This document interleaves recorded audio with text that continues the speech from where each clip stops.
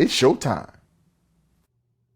What's up, good people? And welcome to the Frank Harris Show Father's Day edition. The biggest, the baddest, and the greatest show on earth. Father's Day edition. We got Grandpa Smooth in the building. Grandpa Smooth, controversial. I can't wait. We got some crazy topics. Grandpa Smooth's gonna go crazy today. And then we got my boy, Dominican E. Yo, E. What's going on? What's going on, fellas? Grandpa Smooth, what's going on? Well, see, y'all made a mistake right there. The oldest one in the house is here. So y'all should have came to me first right away. But I forgive y'all for that. I love you, Dominican E, my Harlem brother from the west side. Let me just say this one thing. I would like to thank a brother who has been given the Father's Day in Harlem for many years. And listen, I'm not in Harlem, but I say to the brother, 143rd Street in the house. You know who that is, E? No, I don't know who that is. Who's that? I got to remember it. Come on, you doing too much. That's a good one. Let's go. That's a good one. See, right away, it elicited a response from the both of you. Oh, right away, E. Yo, E. Here we go, E. Okay. Hold on. Topic number one. Grandpa Smooth going to put it in there. You understand me? Sickle from 143rd Street. He just made that name up. All right, let's go. We got to get started. You think I made that up? We got to get started. I know Sickle. You said I made it up, E. All right, let's go, guys. We got to start the show, man. All right, let's get started. Oh, E. We got some. You gonna get some boys call him now. We got some. And you done started one. He had a Joe Biden moment, E. All right, yo. Listen, first topic, right hot off the press, Terrence Shannon, okay? University of Illinois basketball player that first transferred. He goes out to the University of Kansas for a football game. While he's there, he's at a bar. A young lady alleges that he raped her. It was everywhere. It was all over the press, all over the media. And she said that he raped her at a bar in Lawrence, Kansas. He was then suspended from the team immediately, and there are other things that followed thereafter. He had to sue the team to get a temporary injunction to play, which he did, played through the NCAA tournament, had an amazing NCAA tournament with this hanging over his head. He just got acquitted of all charges.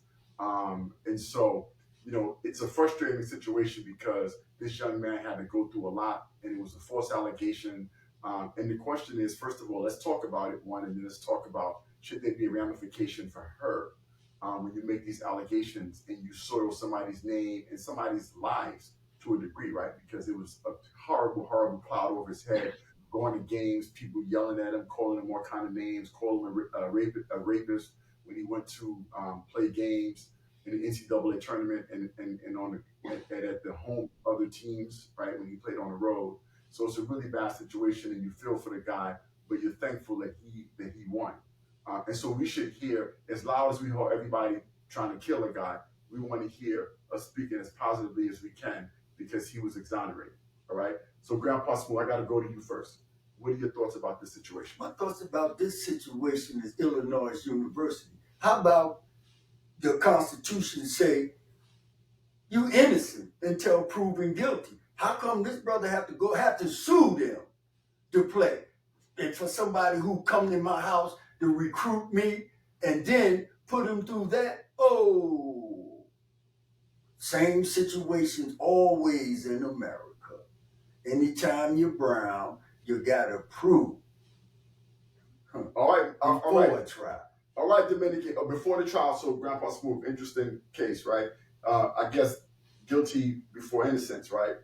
Is what you're saying. And I think a lot of times, too, when it comes to sexual assault, right, quite often I know that also is a time where, it's tough, you know what I mean, in terms of people being, people verdict almost in a sense before a person even gets a chance to go to trial. Everybody assumes that you're guilty before innocence first. And we're supposed to have the presumption of innocence here. But anyway, E, what do you think? Um, yeah, I'm also kind of torn by this because it's like, as black and brown people, when we go to the court system, it's like we're guilty before any evidence or any proof is being brought forward, and for him to go through that as a young man trying to fulfill his dream, to go through that and then have the university suspend him, I think that's it's tragic, and I'm glad that he got acquitted on all charges. Good for him and good for his family. But now the ramification of that is now how is that going to affect his draft stock? You know what I'm saying? If they say he's a potential number one, not potential first round pick. So how does that affect his draft stock? So I mean, it's still ongoing because of his potential of going entering to the NBA. So it's very sad to hear that, but I'm glad he got acquitted on all charges. I mean, it's something that in America, you know, black and brown young men go through, especially in college, when you have, this lifestyle in college where it's just a free fall and everybody's just doing what they, just doing all types of stuff. And it's unfortunate for him, but I'm glad he got acquitted. Okay, so let me just, it's a lot to unpack, okay? First of all, I don't know that it adversely affects his draft status at this point, right? If anything, he's exonerated. So I don't think a team is now going to say, oh, well, we're not going to draft him now because of an allegation that was proven that he was absolutely exonerated and acquitted for. So that's one. But the issue is, where I think it becomes a gray area and problematic, is universities who, I understand the university, as you gather information, doesn't want to get caught up in the firestorm what's going on. So they quite often suspend the player, right? They suspend the player until the information comes together, until the information gathers, right? I have a problem with the university suspending the player because, again, the presumption of innocence is in our Constitution, and it's how things should absolutely go. And I think this happens quite often, right? Where a player is excuse me, accused of something, the university rushes to judgment, suspends the player, takes away a scholarship, and then you find out later. There was a football player at Oregon where something similar happened. It was years and years. The case winded through the system, and the guy got exonerated. But at that point, he had been kicked off the team, lost his scholarship, been out of football for years, and lost his opportunity to become a football player professionally because of the situation. So it's a really slippery slope. Well, not slippery slope, but it's a tough dynamic because, right, you feel for the people who are the victims in situations at times. But again, shouldn't we presume innocence first? And so I think Illinois made a mistake. Okay, when they suspended him, he filed the injunction and he won. So how do you feel about this, right? Well, And hold on, let me say this. And what he had to go through. Think about that's him what being I'm getting ready to him talk being on the about. road and having to deal with all, and not just being on the road, but over your head dealing with the possibility of jail time for something that you didn't do. Well, that goes to health issues. See, everybody looking at the money he might have lost, or you just think about every time you walk inside someplace, a facility, and they calling you a rapist. Mm-hmm. You know, the mental issue for him and her. Now, if it wasn't a money game, then there's some issues with her. What do you mean mental issues for her? She falsely accused the man of doing something. But could be mentally too. I'm not, I trying to, well, mental health issues. But one thing that I would like to say, in true honest, everybody have to be held accountable. And that's what happens in this society we live in, right? Sooner or later. So my point is this: what is going to happen to her? Now, what she got to do, just walk down the streets, nothing happening to her? What they going to do about that? I would like to know. The problem with that, Eric, I don't know how you feel about that, but it's the issue with that. When you talk about what they're going to do to her, right? You can't, unless we change our whole judicial system. Because if you say, well, she falsely accused somebody of a crime and it was found out that she lied, okay, then ultimately, if there's some punitive issue with her, where you find her or you put her in jail or what have you, that's a slippery slope, right? Because then that means every time there's a case, no matter what the case is, if one person wins and one person loses, then the person who lost, who came up with the allegation initially, should be should get some kind of punitive issue with them. And by the way, let's be clear about this, okay? The girl herself didn't take him to trial. This is not a civil case. This was a criminal case, which means that the DA in Lawrence, Kansas, decided to prosecute him. So it was the DA's choice to prosecute him. She made the allegation. So when you talk about what her penalty should be, if it's a civil trial, it's different when it's person against person. But this is not a civil trial. This is a criminal trial. You said the slippery slope. They threw the man off the mountain. He wasn't on no slope. So once again, she just get away with it. So in the dynamic like this, what should happen to her? I don't know what the laws is out. Well, there's no laws, right? There's no laws that say anything can happen to her. So anybody could say anything to you Yes, that's that's not correct. the truth, That's correct. and then there's nothing you can do about it. Well, I mean, but remember, They have to have some law let me not say that. which say a person done said you done something and you didn't do it, so they should be held accountable. That can happen, right? Okay, so what is it? I'll take that back. But let me just say this. So the DA though had to make a choice to decide to prosecute, correct? So Yes, she, but then the grand jury too. So yeah, so go should ahead. they be held accountable as well, or should just the person with the allegation? There are some laws in place.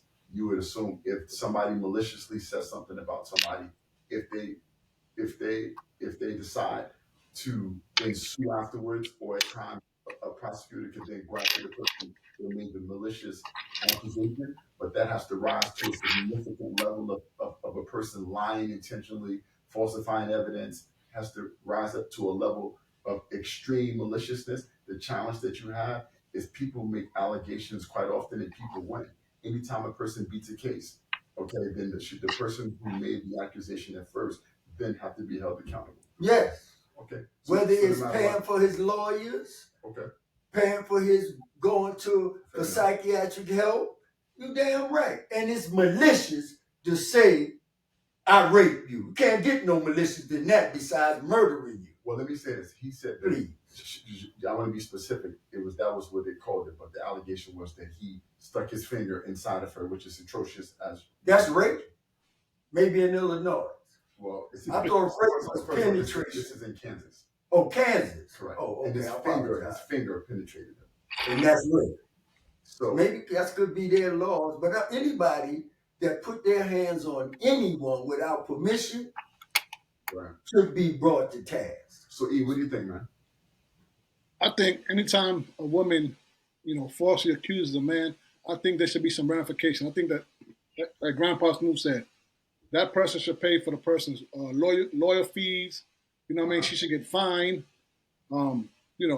Because So you're putting that family and that young man through a dramatic experience, right? And so, with that being said, I mean, she just gets off scot free, like nothing happens to her. Should she go to jail?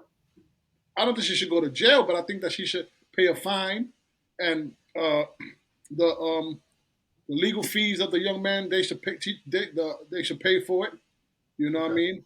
And I think I think the district attorney too. You know what I'm saying? Like they too should be held accountable as well. No, there's no accountabilities for district attorney. Well, So E, you could the forget problem that. is that then that becomes a deterrent. If you're a DA, then a lot of times they might not file cases, right? If you decide you're going to hold them accountable or fine them, okay, they have to be able to work in an environment where if they feel like a case is a fair enough case, they should be able to bring the case, right? So anyway, this is a very controversial. And let me ask you a question: does a young man get some type of Money from the state. money from the state? Does he get something from the state, or does he get something back just for going through that? See, this is where you guys, it has to rise to a certain level, right? So, for instance, you see against people that get convicted of crimes and they spend years in jail, obviously, Eric, and then they come back and they sue the city and they get judgments, etc. Okay, so you have to unearth a lot of malicious behavior. Okay, malicious behavior. A lot of times, a DA may feel like there's a real case there and determine there is a real case there. A DA is not going to win every case, right? But if you find out that there's malicious behavior, the DA had evidence that they were hiding, the DA knew that this wasn't the case, et cetera, et cetera, et cetera, then that raises to the level of you being able to sue and monetary reward, etc. But I think that threshold is very hard to get over, which they get over at times, right? But it's a very hard threshold to get over because it has to be super malicious intent. Again, hiding information, knowing factual stuff, right? Lying as you prosecute the case, et cetera, et cetera. So I think that's a different legal standard to get to. I have a question to both of you. So moving forward, do you think? I don't think it will, but do you think this will adversely or positively impact his NBA status? He had an amazing NCAA tournament. I think he was one of the leading scorers, or if not the leading scorer in the NCAA tournament. He helped Illinois progress, even in the midst of these allegations and with this hanging over his head. So if you're an NBA franchise, for me, if I'm an NBA franchise, the fact that he was able to play at that level, dealing with something like this over his head that was a false allegation and performed at such a high level, I would look at it as a plus. Some people may think that he made a bad choice to be in Lawrence, Kansas at this bar where he put himself in that situation potentially. What do you guys think if you were NBA GMs or owners of organizations, coaches, etc.? How would you view it, E? I think this is going to affect him. You know what I mean? He had a great tournament, but just the fact that these GMs are going to look at the fact that he's in a bar with a young lady, they're having drinks, and then this. Oh, how you know he had drinks? That's not put stuff. You don't.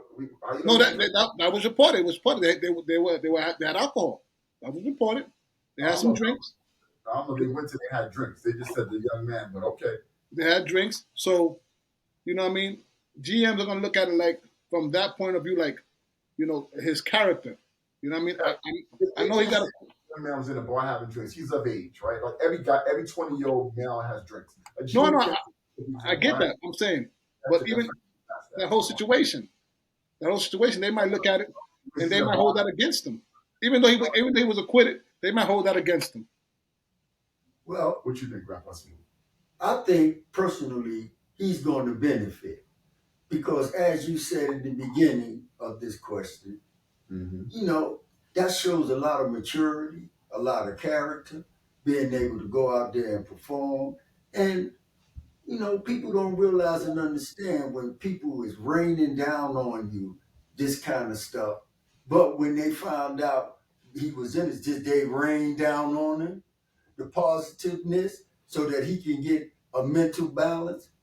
My thought to this is I think it's going to be to his advantage. And you know how I go in the NBA in sports. They're going after the best people. And this young man, for me, if I was a GM and he led Illinois, they had a pretty good team. I certainly would pick him to be on my team. First, though I evaluate him against other brothers, but I say this: I believe in character. I believe in strength, and because our people, we stand on their shoulders. We gotta fight no matter what, and that's what that young man did. He had an uphill climb, but he climbed to the top every time he stepped on that floor, and he carried through and was one of the best players. My hat goes out to him. So yeah, I don't think. Look, again, he's from Illinois, University of Illinois. He went to the University of Kansas to watch a football game. He was in a bar. And by the way, let's also note two Kansas players. They testified in his defense. Right, Hunter Dickinson, who's the best player you can argue on the Kansas team, and Kevin McCullough, I think his name is as well. Those two guys came to his defense and they testified. And they were Kansas players. So shout out to the basketball community, right? Men standing up for each other, Basketball players. right? Which is right. These young men stood up for what was right and stood up for each other. But I can't see how it can adversely affect the gentleman, right? Him drinking, he's of age, so he should be able to go to a bar as every college kid does. Number one, and number two, what again to be under that level of scrutiny and adversity, and for you to be able to perform at that level, for you to be mature enough to have people. He fought the university too, right? To file the injunction to start with, to stand up for yourself, to file the injunction to play first, to file the injunction against the University of Kansas, who not prejudged, but in my opinion, Illinois. they took. Excuse me, Illinois. My bad. Correct.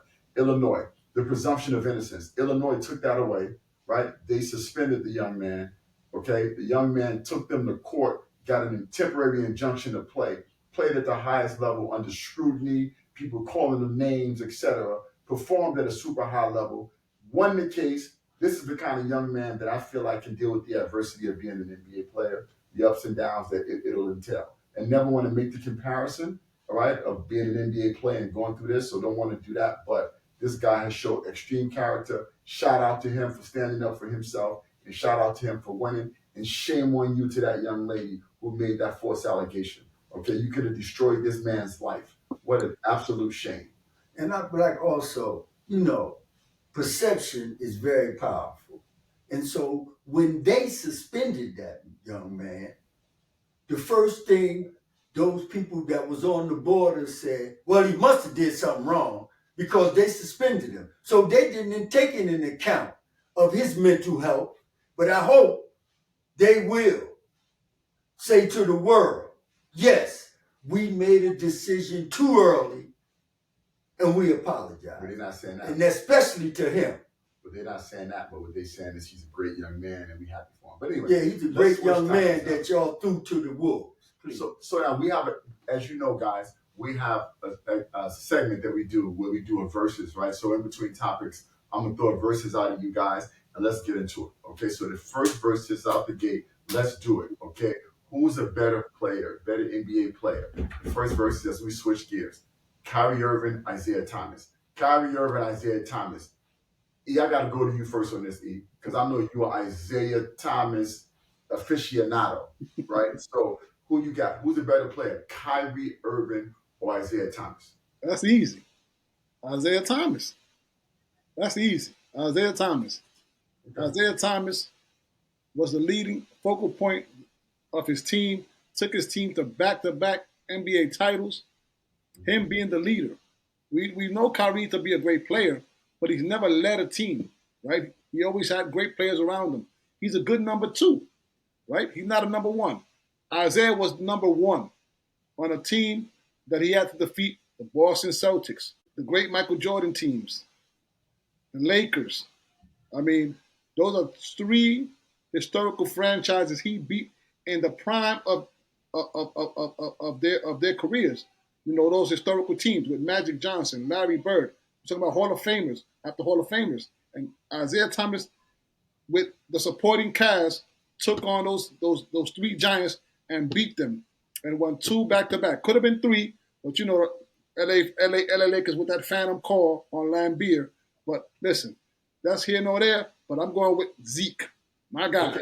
Grandpa Smooth, weigh in. And by the way, just for the record, he beat great teams, but Kyrie Irving beat the teams that people say some of the best teams ever were the Golden State Warrior teams. But anyway, go ahead, Grandpa Smooth. Well, we got to throw a side note. Listen, Kyrie Irving is from my neck of the woods. And listen, I wanted him to be very successful in his endeavors to beat this Boston Celtics team.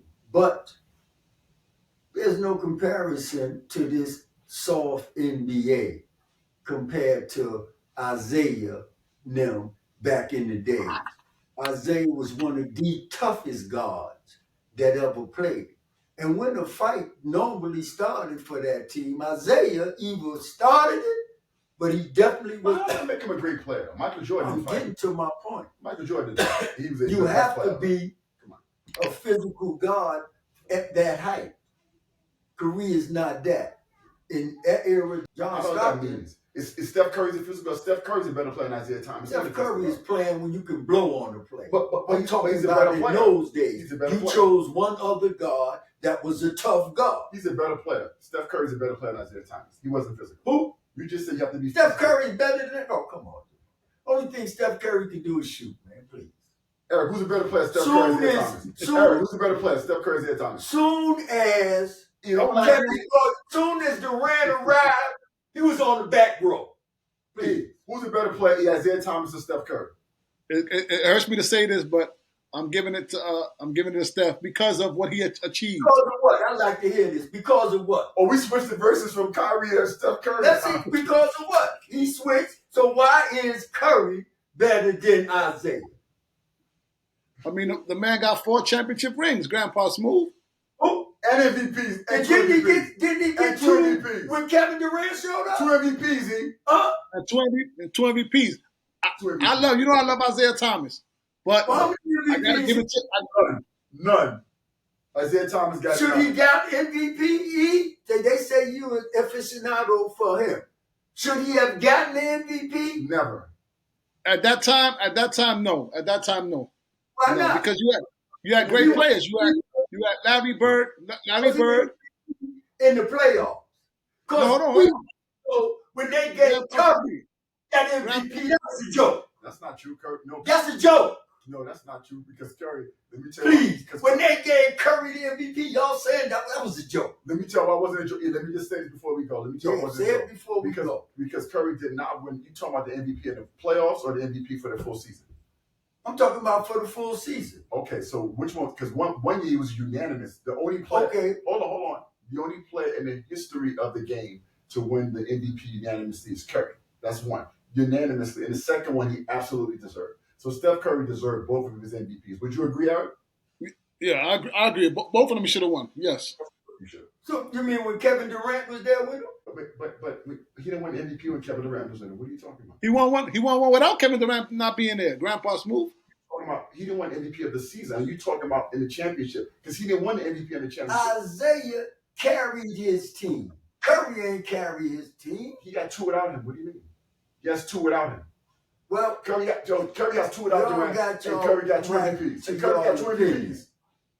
But Curry could not even survive in Isaiah time. That's not the argument. Please. That's the argument. We talking about who was better. I'm saying he wouldn't have even survived Okay. back in that day. So Period. So E. Okay. So let me get back here. So I think unanimously we would agree. I think Kyrie, hold on. Come on. Kyrie Irving, as much as we love him, right? He's a better player one-on-one than Isaiah Thomas. He's a more fun player to watch. He has more in his bag. He's a more talented player than Isaiah Thomas. No doubt about that. He's a better scorer, etc. But if you say who's the better player, Isaiah Thomas got 2 rings, was a number 1 guy. I think we unanimously would agree, though we love Kyrie's bag and his talent and how great he is, that Isaiah Thomas was the better player. But I'm glad we shifted because Grandpa Smooth here thinks that Isaiah Thomas is better than Curry. To me, that's not even close, Steve. With Stephen Curry, you can argue now, is a top 11 to maybe 12 player in NBA history right now. Okay. Isaiah Thomas is not close to that. Listen. I'm going to say one more time and I'm finished with it. He'd be coming off the bench somewhere as a jump shot shooter when Isaiah was playing. Eric, So let's stop that. Eric, with Isaiah Thomas, you feel like be coming off the bench in the old NBA? No, Curry. What you mean I mean, Isaiah Curry. Thomas? Excuse me. Curry. All he got is a jump shot. He was in that little soft stuff he throw up when he get on the hole. Where would have been at? It's 2 different eras, so we it's hard to. No, What I'm saying. This is what I'm saying. My man will run up any NBA player chest. What he did for a small guard, stop it, E. But we said who's better. He's And better. before him, We're not taking his greatness. what little guards was dominating What do you mean? physically? You got some guards that they protect. Because Kuzi got rings.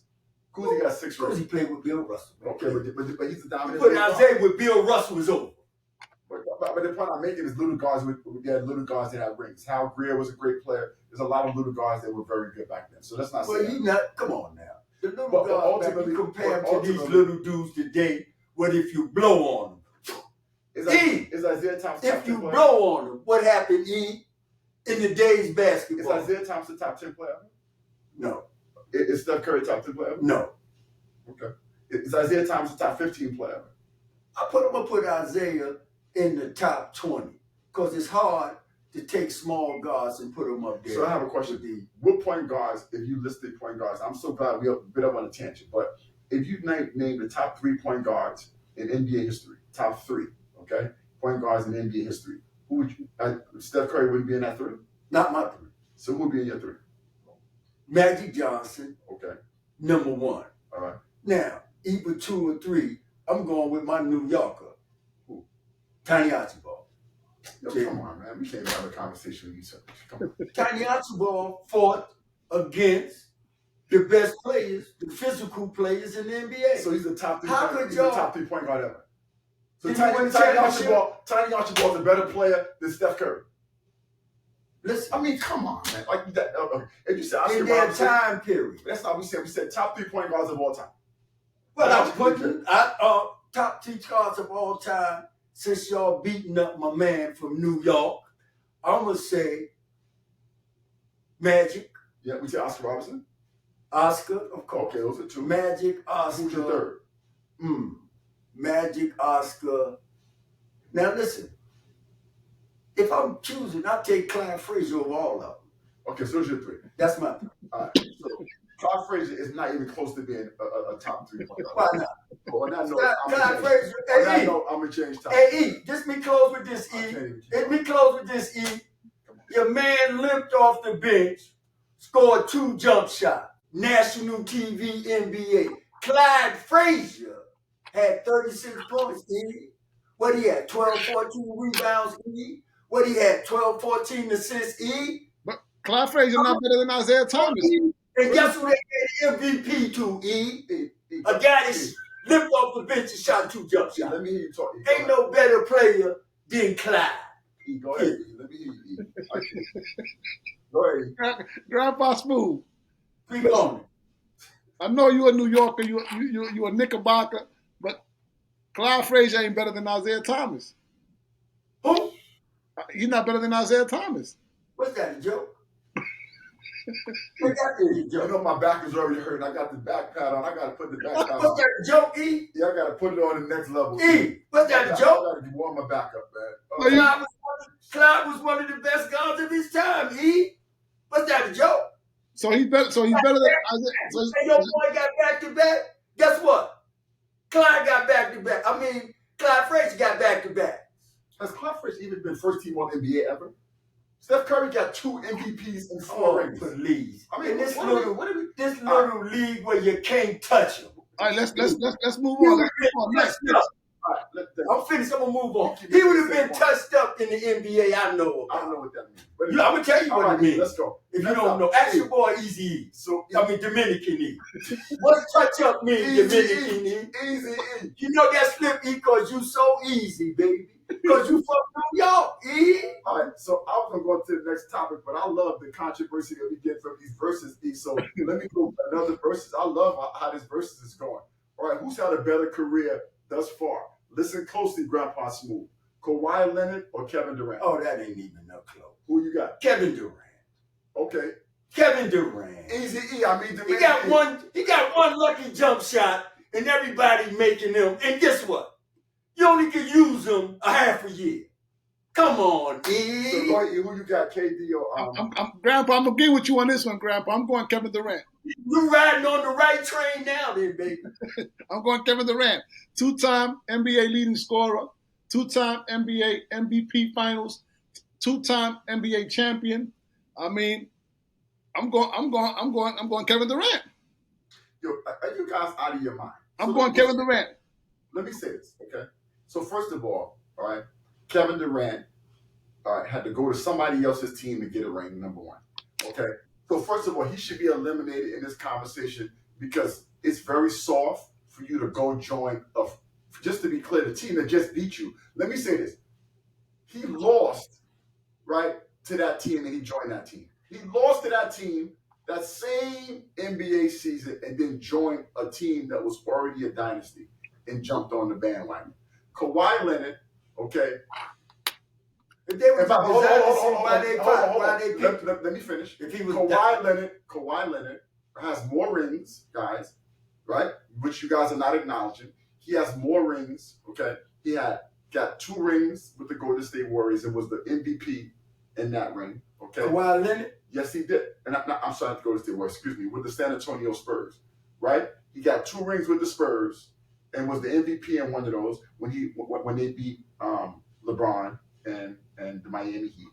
He also took a Toronto team as the guy, okay, and took Toronto and won a championship and dominated. So he was as a good piece was a very good player with the Spurs, who drafted him, won rings with them, then went and led a Toronto Raptors team, right, a franchise that never got close to a championship, right, and won the MVP. You can put an asterisk behind. You can put an asterisk on that championship. You can put an asterisk on that. You got 3 championships. But by the way, guys, so you got more championships than the Durant, and Durant jumped on a bandwagon. But this is the part about it which I don't understand how you guys, and especially you, right, who's a guy who values defense. Kawhi Leonard is also an all-defensive kind of player. Kawhi Leonard is Defensive Player of the Year in the NBA. Kawhi Leonard plays both ends of the court. So when you talk about great players, Kawhi Leonard, right, is way better on defense. Kevin Durant may be a little bit more gifted offensively, but Kevin Durant... No, he ain't no little bit more gifted than offensively. Kevin Durant is a bad... Kevin Durant has never got his own team and led him to a championship. He took that team and made it his own team. No, he didn't. Oh, yes, he did. Eric, whose team was that, Eric? That was Kevin Durant's team. Eric, whose team was that when he was on the Warriors, Eric? That was Steph's team. Of course. Come on. I wasn't Steph's team. Stop. That was Steph's team. Kevin Durant was killing him. He was, but Steph being the ultimate teammate took a back seat and let him. You know, teammate, he ain't had no choice. Talking about being the ultimate teammate. But how can he be better when one guy plays way better defense? Kevin Durant will play both ends of the court, and you value defense. I know value defense. Kevin Durant plays enough defense to help a team win. No, he doesn't. Because he get block shots. No, he doesn't. Well, look at it. Go check out him play. But Kawhi's Defensive Player of the Year, best player in the NBA, defensively good. And Listen, by the way, Kawhi Leonard is best but player. first thing that you do, you downgrade Durant because he went to another team. Everybody, don't you down? Doesn't that matter to you when you factor in the fact that he team hopped? I mean, that does factor in. So then with LeBron, Hold on. feel the same way about LeBron now. But to Kevin Durant, at that time, everybody was jumping around. Frank Page was jumping around from team to team. Hold on, let me tell you. You can't take away this man's all-star play because he went to a team with some players. Eric, you know why that's different, Eric, and Grandpa Smooth is this. Yeah, tell me. He went to an established dynasty that already won rings. When LeBron James went to Miami, Miami was terrible at that point. And him and Wade and Chris Bosh together built that team up back again. And then LeBron went to Cleveland and won a ring by himself. Okay. Then he went to a bad Lakers franchise and won the ring there too. So LeBron James didn't team hop to a team that was already a dynasty in the making.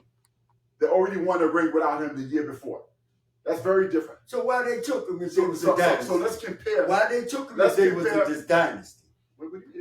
Why did they take him if they was a dynasty already? I didn't say they were dynasty. I said they were dynasty in the making. I was very clear what I said. Dynasty in the making. Yes. So what they did was snatch one of the best players in the NBA to carry forth with their dynasty. So Eric, let me ask you a question. In Grandpa Smooth, they won with him, and they won 2 rings with him and 2 rings without him. Okay. So therefore, it shows you that team was established and they could win with him or without him. Just to be clear, when you compare LeBron James, what team did LeBron James leave and win with him? When he left Miami, they sucked. And when he left Cleveland, they sucked. And he with the Lakers now, and when he leave them right away, they ain't going to win. So realistically, it's not even a comparison. When LeBron James left Miami, they were no good. When Kevin Durant left the Warriors, they still won a ring. That amazes me. Am I right, Eric? They did. I mean, I'll give you that. They did. Durant went to most top players. When they go to a team, they go to win. So because he went on a winning team and continued to help their dynasty grow, guess what? For me personally, and Durant, can nobody check. Durant can score from everywhere. Listen, over you, under you, and around you. That's what Durant could do. So E, let me give you the floor, because I know he and me and Grandpa Smooth been talking a lot, but let me just say this, E, and I'm gonna give you the floor, E. Right? Kevin Durant, okay, in terms of, and I'm surprised Grandpa Smooth feel the way he smooths. Let me tell you why. Because he talks about the era where everybody was tough and all this kind of stuff. You know, Magic Johnson, Larry Bird, Michael Jordan, Isaiah Thomas, all of these players, Clyde Frazier, all of these players, Eric, wasn't team jumping. All of these They players couldn't didn't do team that. jump then. But anyway, go ahead, E. Let me let you talk. Well, okay. Listen, to Kevin Durant, credit.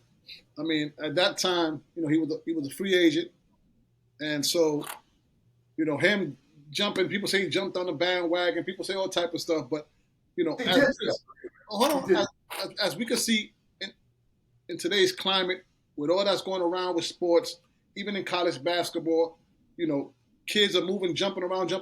That's today's climate. People don't stick around. If they find some type of adversity in one spot, they jump to the next one. So I don't fault him for that.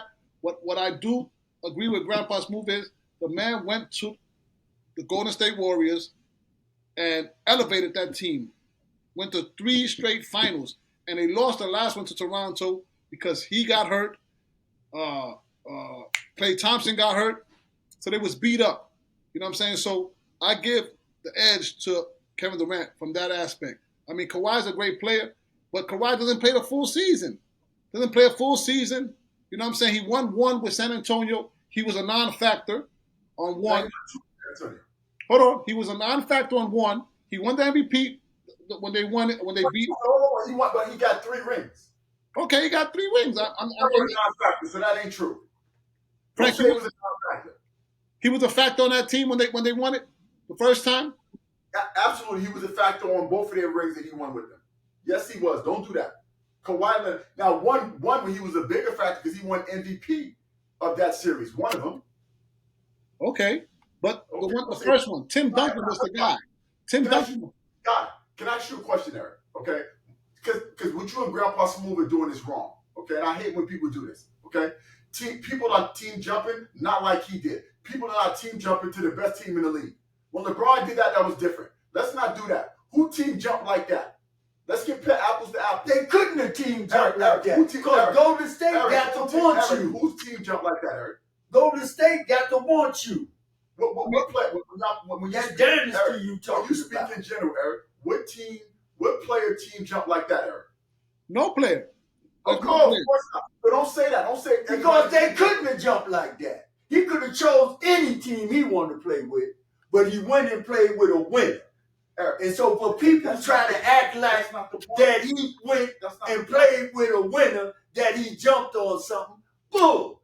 That's a fact. Mostly all of the teams that was winning, look at Eric, Magic and the Lakers. Go ahead, Eric. How many Hall of Famers they got? Go ahead, Eric.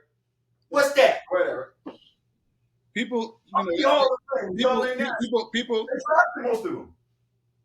Go ahead, Eric.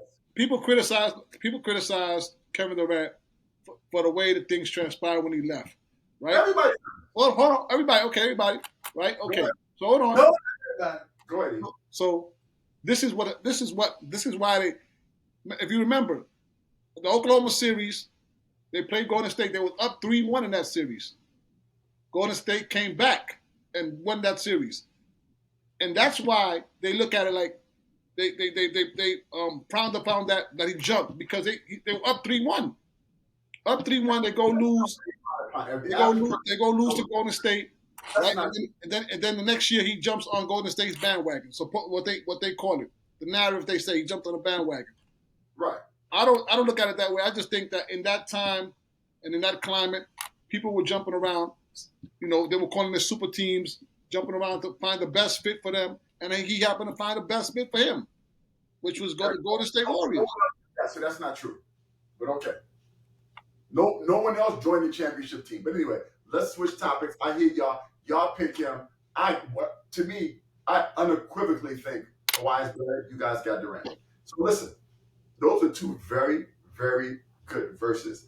Let's change gears again, guys, and let's talk about another topic of importance, right?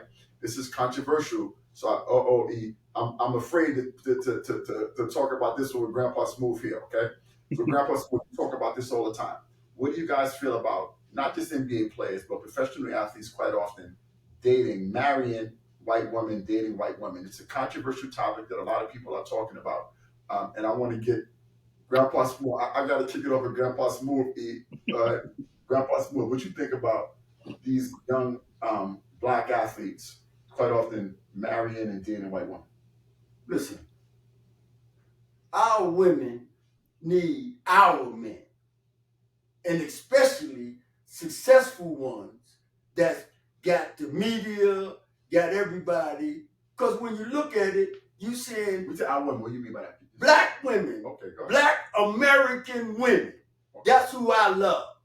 So to see these guys, which they got a choice, they got choices. You understand me? But why not uplift all of these? You take them on the ride with you, because without them, you couldn't have got there. But I'm gonna say this to say it again: a man got a right to be with who a man got a right to be with. But the perception is, when you look on this TV and you see all of these top athletes with white women, listen, they got a right to be with white women. But the perception is they don't want to be with black women. So now they got where they at, they need a white woman. That's a perception. But for me, they need to take these That's sisters. the perception that they need white women. You said that's the perception of what? Because white women. One of the guys that was on TV, Roland Martin, he says that all of these guys that marry white women is traitors to black women. Now, I don't agree with him about that, but that's a perception. And he went on national TV, not national, syndicated TV, and spoke about, and the guy talked about Harry Belafonte, one of our top guys, financially in the forefront. We gotta let A jump in here. I'm gonna let him in, and I'm gonna finish with Cindy Poitier. That's one of our top actors. He was going out there too, fighting for the rights of brown and black people. You know, and the dude said, but with their white woman, because he said they want to be white. Now, I hope not that they wanted to be white. I'm hoping that they fell in love with this woman, and this is the woman that I had for my life, if that's what he needed. But our people need men to show that we love our black woman, and we taking them with us on the ride. I said a man got a right to be with who. We have a right, but what do you think they should do? I think they should marry black women. Right, so that's his action. Okay, go ahead. Yeah. I'm on the lines of Grandpa Smooth as well. I think that a man has a right, has a choice to decide who he wants to marry, or who he wants to date, or who he falls in love with. I get that. But I also feel like athletes, young black athletes, should date black women. You know what I mean? I think that for me, it's a sign of like empowerment when you have a beautiful queen next to you. Y'all both elevate together. You know what I mean? And achieve great things together. You know what I mean? It shows solidarity. It shows that there is hope for the black families, with these athletes. But a lot of times these black athletes go on and meet these white women, and because of the fact that they say the white woman is more submissive, so they end up, dating a white woman and also marrying them. So I'm in agreement with Grandpa Smooth that the black athletes, they should, marry or date the black women. Okay, I have some questions for you guys, right, about this, okay?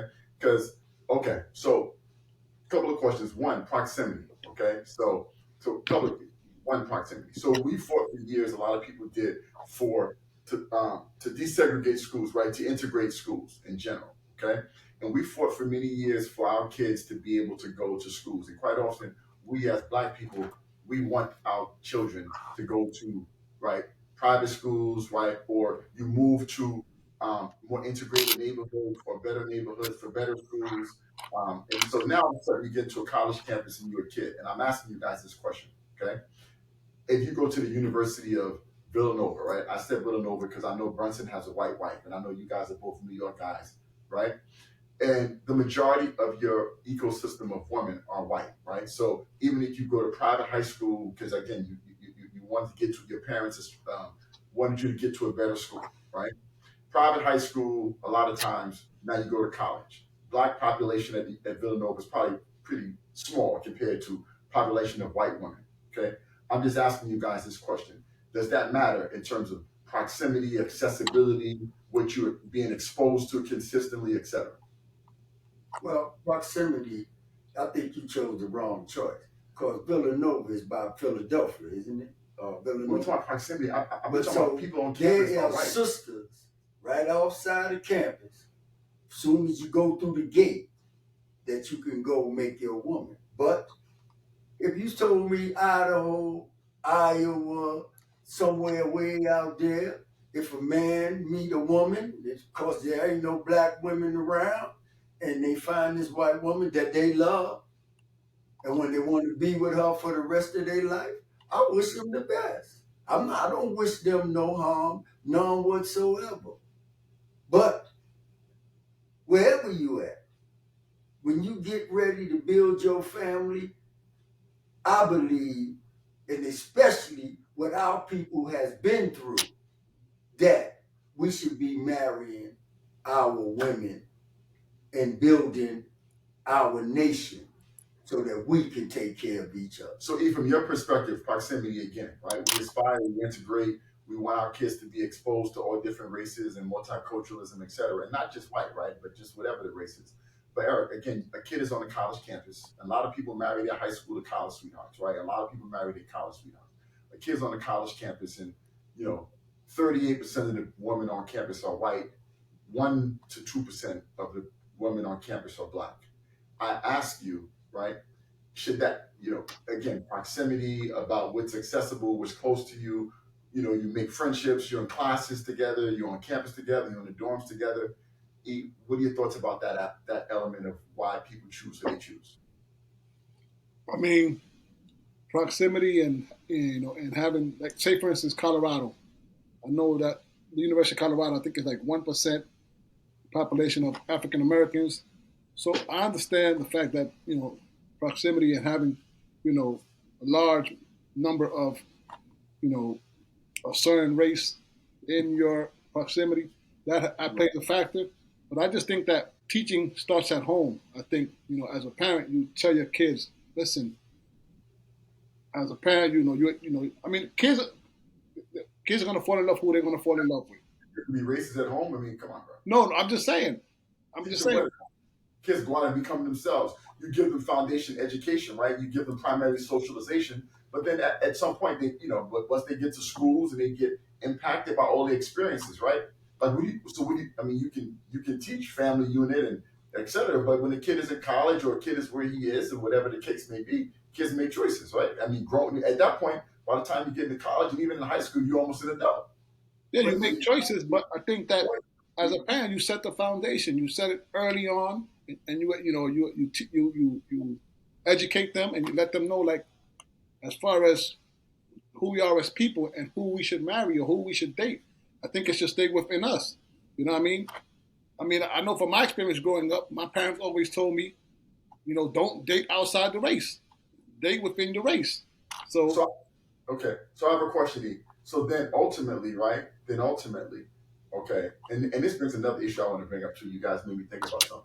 But then ultimately, Eric, it's interesting how we want integration, right? We want the same opportunities. We want to go to the same schools. We want to go to the same universities, right? We want affirmative action programs to get to these universities. We want so eagerly to get to those universities, but then we want to be separate when it comes to other elements, right? So we integrate, but you're not allowed though to then date who you want to date.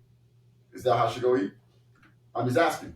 What you said to E when he was speaking about family, that he racist. Right there, I want to comment on that. He didn't say nothing about you shouldn't marry a white man. I didn't say he was a racist. Yes, you did. No, I didn't. No, I You did said not. that was racist. But I didn't say he's a racist. You can make a But statement. if he's the one you talking to and you No. saying what he's saying is racist, No. okay. I didn't call him racist. So Okay, that's not if true. you didn't call him racist, That's then I incorrect. misinterpret Correct. what you said. Now, anyway, Both of us said that a person could go with whoever he wanted. But in our nation, we need to stay united together to build our nation. Because guess what? When those brothers walk out there with a person from a different race, they could get murdered or killed in a certain state somewhere like that. No, it's easy. How many black professional athletes got murdered or killed because they married a white woman? You know any other? Well, Come on, guys. I'm talking about Come on. men, black men that's with, but I'm not just athletes.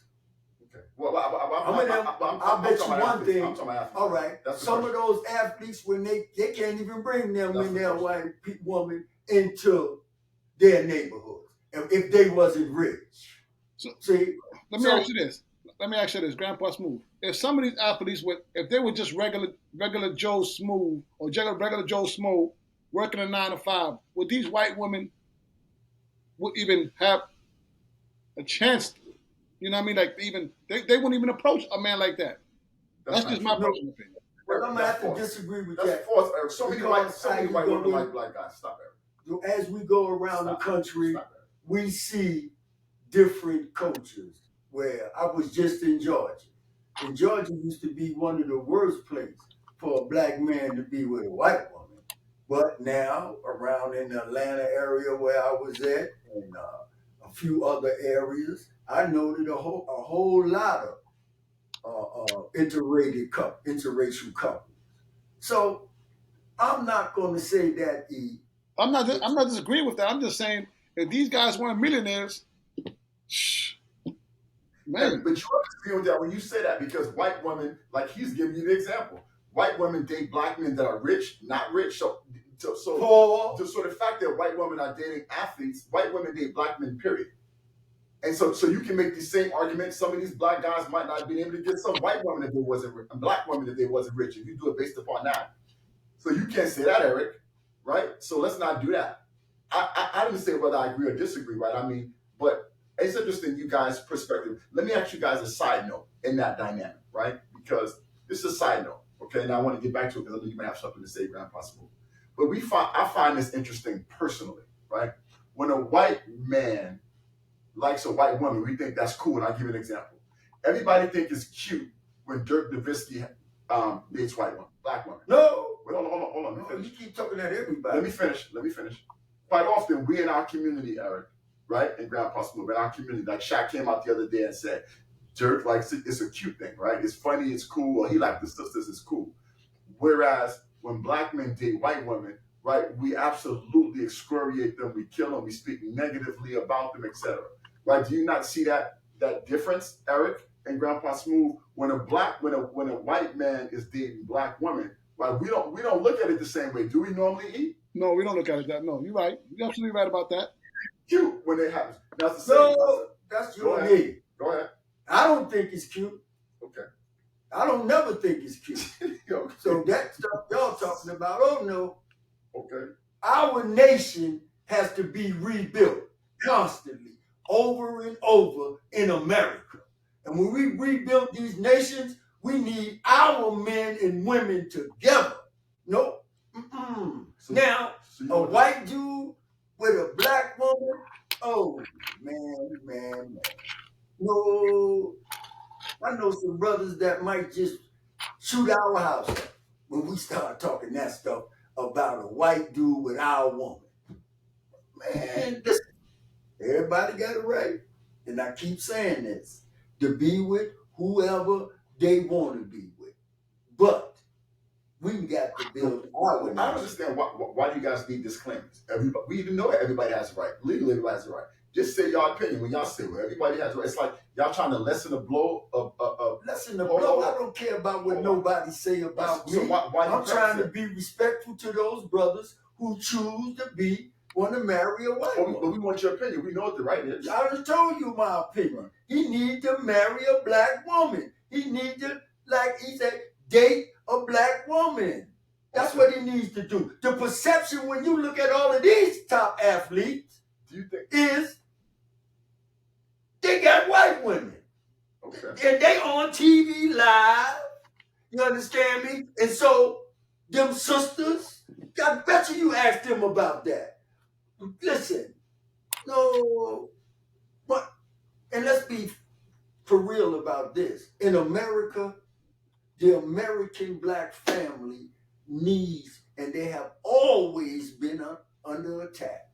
Right. And so for us to be running around chasing other nations, we got our own nation that we got to build and keep rebuilding. No. Okay. I have a question for you guys in relation to this again. Question. Okay. Do you think these guys do it? Like, what do you think is like the psychological element of it? Do you think they do it because of images they've been seeing? Do they think you think they do it because they think white women are better looking than black women? Do you think they do it because they think white women are easier to get along with, right? Traditionally than black women, right? I ask you, E, now to jump in on there and say from a psychological, sociological perspective, or do you think people just fall in love with who they fall in love with, or do you think there's a psychological, sociological element to it as well? I think there's a psychological and social thing to it, because I think that a lot of black men go date white women because they feel like they're more submissive. You know, so Okay. they're more submissive. You know, and black women are more argumentative. You know, so I think that they go into those. Do you agree with that, E? The Bible says the women should be submissive to their husband. That's all I'm saying. That's what the Bible says. So that means you must not like black women, you're saying, because you said black women are more confrontational. I'm just saying. I'm just saying what the Bible says. The Bible says women should be submissive to their husband. And I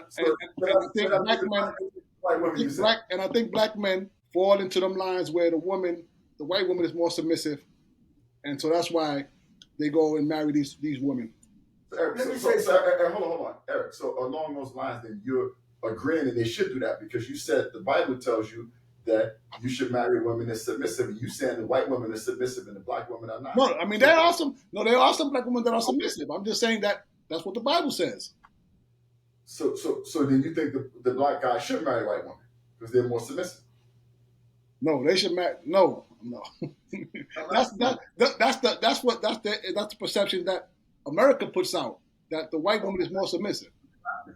So E, before I get you, Grandpa, I know you got something to this, but E, let me ask you a question. E, do you think it's only based upon submissiveness, or do you think it also has something to do with society, with all the visions of like beauty and what people think psychologically and sociologically and mentally, what people think and what they see? You don't think that has as much of an impact? You think it's just about submissiveness?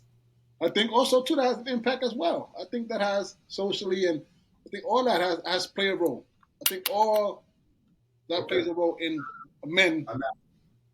Okay, Grandpa Smooth, you are over there ready to go. So go ahead, Grandpa Smooth. We're talking about the sociological, physiological, mental elements of why black men. Eric spoke about submissiveness. I'm asking you about submissiveness, white women being more submissive according to Eric. I'm not agreeing with you. Number one, and then also images of seeing white women in society, etc. This is what I'm going to say to you. Don't say There's a cookie people out there. There's a cookie in the jar over there, and you've been told you can't have that cookie. Mm-hmm. You understand me? And so, soon as the person open up the jar of what you can't have, guess what? You gonna go get you a piece of that. So for many years, the brothers and sisters, the brothers, been taught that they can't have a white woman. For many years, they've been taught that. That's a prehistoric mentality. Most basketball players today haven't seen that. We're talking about kids today. We're not talking about 50 years ago. For many years, you take some of them brothers coming from them countries over there. In America, you could talk that stuff. But there's some countries over there where them brothers can't walk. We're talking about most NBA players in the U.S. We're talking about most athletes, not NBA players. One more time. If it's a cookie in the jar, and the jar get opened up to you, you going to go get a piece of that. You understand me? The problem is, them brothers is holding on to them cookies too long. Yo, just to be clear, I think that's an old mentality. I don't think. But shit, I'm old. What else you think I'm supposed to talk about? A new mentality where these dudes is running around with these white women? We need our brothers with our women to build our nation. We got enough problems already. But let me say this. I'm with you. I'm with you, Grandpa Smooth. The I'm average with you. college I like controversy. I like a woman that's going to, have some feedback and fight. 20-year-old NBA player, 25-year-old. It's horny. Wait, hold on. The average college kid is horny. And a lot of them Hold on, been hold in on. communities The where they average- couldn't the go average- get a piece. The average college kid or NBA player, okay, has not been forbidden from dating white women or said that a white woman is not dateable. So ultimately, I don't think that they grew up in that era. When you talk about historically, That era. but I don't think a 25-year-old guy today, right, it feels like white women have been, forbidden in their lives. They might have dated them in high You school. really believe that? Eric, do you think most guys today that are 25, 26 current NBA players, Patrick Mahomes, for an example, you think in their lives they thought that they couldn't date white women? Of course not. You don't think early on in their life, but listen. Of course not. What is he? Not today. He come from a biracial family? But for anybody, Eric, forget about it. Do you think most black kids today feel like young athletes today feel like white women are the forbidden cookie over there, the forbidden cookie, Eric, over there that you couldn't open? You feel like that might have been years and years ago, right? But not in this generation of kids. Man, please. Eric, what you think? I like to have a white father up there and ask him, do he want his daughter walking around with a black dude? Listen, Except that has to be, if you grew up in the South, maybe. If you grew up in the South.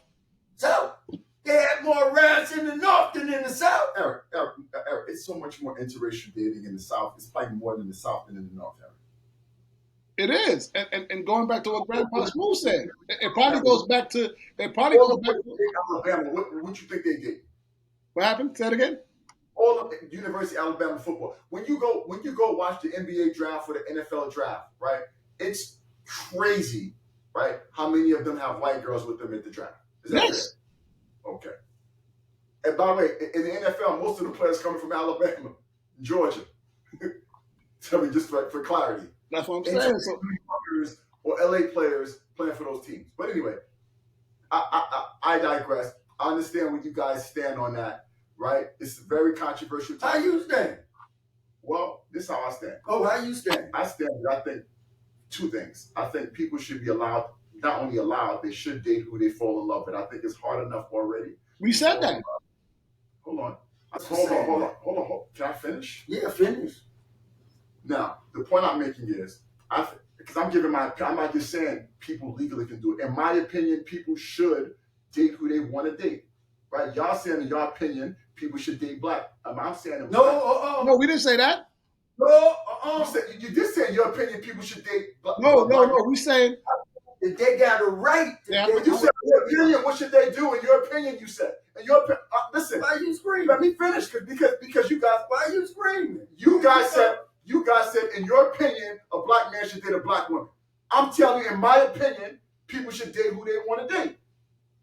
We all know legally what everybody can do. In my opinion, I think people should be allowed to date who they want to date. People should date, not allowed. People should date who they want to date. I feel like it's already hard enough to find a person to fall in love with, number one. Okay? You have so many broken marriages, broken relationships. I think it's already hard enough to find that. And I think the second issue is so much of dating and marrying is based upon proximity. Okay? And I think a lot of people date based upon what they're around the most. Right? So I think kids get to college and kids get to different places and they end up dating people that are around them in the majority. Okay? I guarantee you, most dudes that live in the hood and stay in the hood around predominantly black people are not dating predominantly white girls, right? But a guy in the NBA or the NFL or what have you, when they go to college and they go into the NBA or the NFL, they live in neighborhoods and they be around people that are predominantly white. And so I don't think the average person that's living in a predominantly black neighborhood somewhere, right, whether you're a rich one, an impoverished one, and they have exposure to that, I don't believe the majority of them are marrying white women. I think people quite often marry based upon what's close to them proximity-wise and what they're exposed to the most.